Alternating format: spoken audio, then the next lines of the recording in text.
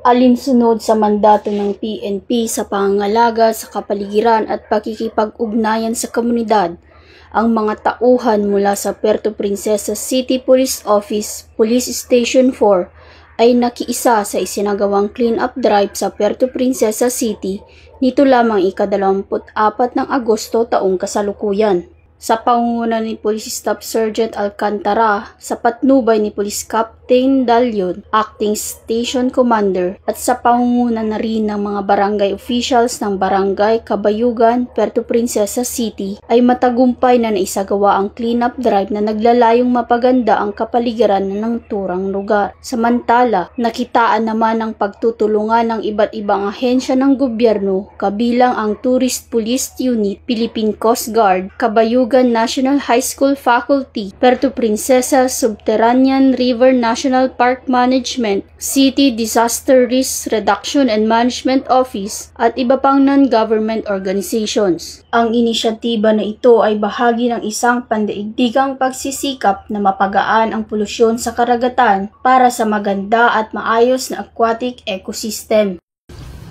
Mula dito sa Calapan City, Oriental, Mindoro, ako ang iyong PNN correspondent, Patrolwoman Ferlyn Joy Cawile, alagad ng batas, taga-taguyod ng Balitang Pulis.